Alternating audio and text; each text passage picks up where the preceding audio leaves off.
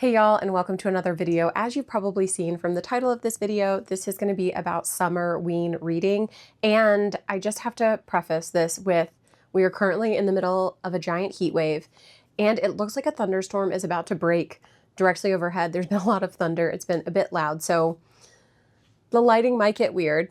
There might be some thunder in the background, but also it's kind of perfect timing for this type of video. I had seen the term Summer-ween bandied around mostly on Instagram, referring to reading challenges, TBRs, books to read for Summer-ween, and I thought I would like to know more about this. The term seems to represent reading that falls outside of the normal summer reading, beach reads, rom-coms, lighter-hearted fare, maybe some campy murder mysteries, but nothing too much darker than that. But Summer-ween reading seems to emphasize horror, mystery, suspense, thrillers, things like that. When I looked into it a little bit more, it led me to the Pastel Bookshelf's video about her Summer-ween kind of reading challenge that she's gonna do. I think it's kind of like a bingo card style from what I recall.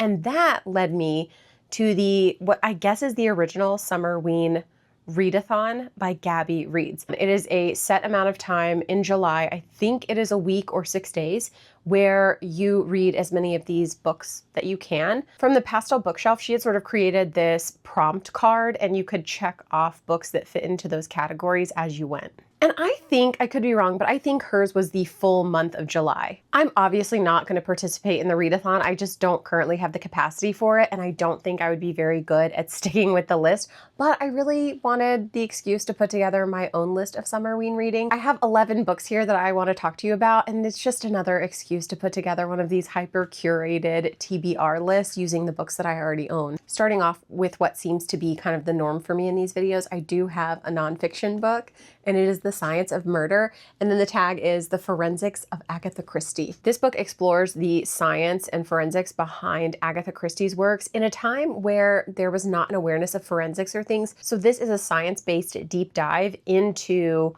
fingerprints, toxicology, blood spatter analysis, those types of things that do appear in her works. I think it sounds really very fun as far as a nonfiction goes. I tend to really enjoy a science nonfiction, and this has that bit of crime element to it that I think will be really enjoyable. My first horror is gonna be Frankenstein. I picked this up in Hungary last summer. I'm gonna take the slip off. There it is, my 10,990 forint for this book. The cover is just too beautiful to have that little sleeve on it. So let's look at this instead. This is a classic. I've never read it. It is about scientist Victor Frankenstein, who is shattered and distraught and ruled by grief. He decides to test out a horrific experiment using electricity to bring his man-like monster to life. Horrified by his creation, he abandons it. The monster comes and finds him later on, and then I don't know that much more about it. I'll be honest, I haven't watched any of the recent Frankenstein movies. I think there was one with Daniel Radcliffe or something, and then there's been a most recent one. I don't even know who was in it, to be honest with you. I don't know Hollywood and stuff like that, but I know that this has been done a million times. I don't know that much about it. I just know, I guess, what's in the regular common cultural knowledge. I think it's a great addition to the Summer-ween reading list. Next in horror is Acquired Taste. This is an anthology or collection of stories all told by Chapman, and I don't know a lot about it because it's a collection of stories. I know that it's horror, obviously, but I can't say like plots or what exactly we're going to see in this. It has been described as very unsettling and chilling, and that's enough for me. Another horror is A Cosmology of Monsters. I've had this book for absolute ages. This predates COVID, I believe. Yeah, it does, because I got it at the Barnes & Noble at Georgia Tech with Allison one day on our lunch break from work. So I know this is pre-COVID. But this is a horror novel about Noah Turner and his family. Noah can see monsters. His dad also sees them and decided to build this weird shrine to them, which then the family operates as this like roadside tourist attraction. I don't know if it's roadside, but that's the idea I'm getting in my head. So his dad sees them, he leans all the way in. His mom refuses. And then his two sisters seem to take very different directions on what they believe or don't believe. I'm very intrigued by the family dynamic of it and the monster aspect. It says on the back that Noah's whole family is aware of these monsters, but he's the only one who lets them in. So I'm intrigued to see where this goes and what themes it brings up. Like, What is the message here? I think it'll be creepy, but also have that sort of family drama aspect to it, and that could make this a very rewarding read. Another very unsettling sounding horror is Pay the Piper. This is by George Romero and Daniel Kraus. The story is that in 2019, Daniel Kraus found this half-finished novel, Pay the Piper, by George Romero while going through an archival collection after Romero's passing. He did work with the family estate to finish the novel, and this is what we have.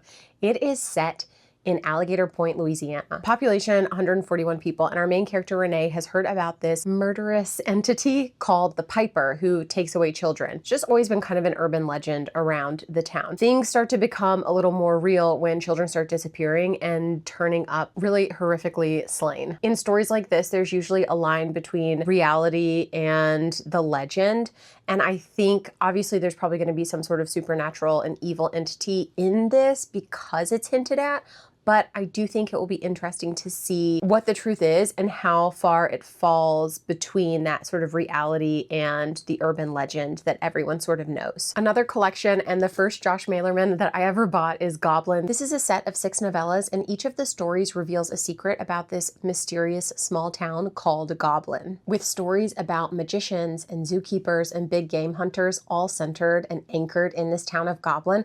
I think this will be chilling and also compelling enough to just want to keep going and learn more and more about this odd town. My final proper horror book is The Silent Companions by Laura Purcell.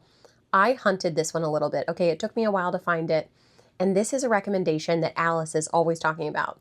Alice at the Book Castle is one of my favorite people to get recommendations from. I just watch her videos. If she liked it, I will probably like it. And she's talked about this book several times. It is not very big. Also, my copy is like insanely floppy, which just makes my heart sing. This is about newly widowed Elsie, who is pregnant just weeks after getting married and now widowed. She is sent out to her late husband's crumbling country estate to see out her pregnancy. The house servants seem very resentful, and the whole town is kind of outwardly hostile to Elsie, and the only person she has for company is her late husband's cousin. Inside the house, there is this silent companion. It is a wooden doll that actually looks shockingly like Elsie, and everyone seems to be really afraid of it, but Elsie just sort of shrugs it off. The final line in the blurb is, until she notices the figure's eyes following her. So I'm thinking that this is more like a sentient little creature, this silent companion, and that is probably going to crop up here, there, and everywhere.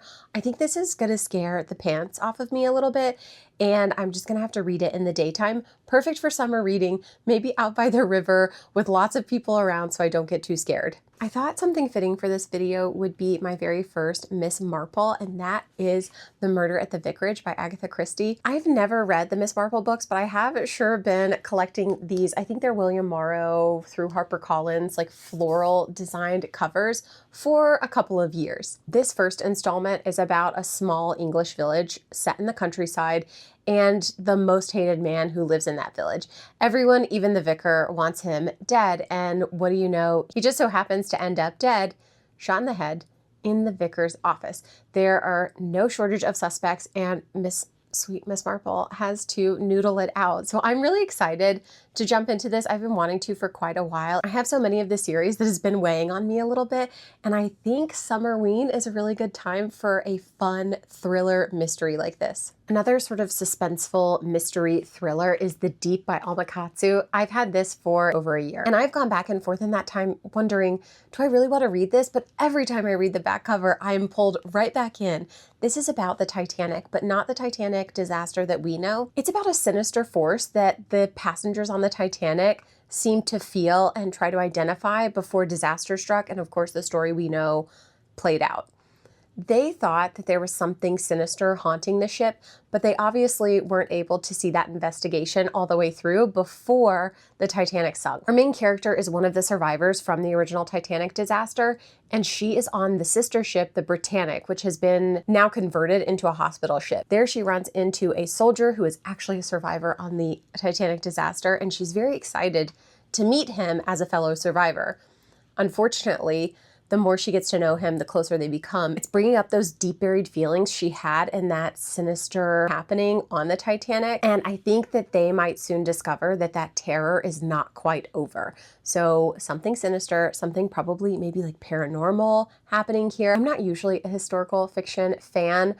I'm just not a big fan of war, and that's usually what they seem to focus on. But this just sounded so interesting to me. I think also the sort of ghosty or haunted aspect of it sounds very compelling, especially with what we know of the disaster. But like, what if there was something sinister aboard? I don't know. And sounds creepy and compelling enough to also be a beach read. Maybe just not if you're taking a cruise. The last couple of books bring a little bit of levity into this Summer-ween category. And first is The Dead Guy Next Door by Lucy Score. This is book 1 in the, I think it's Riley Thorne series. Is that right? Yes, it is.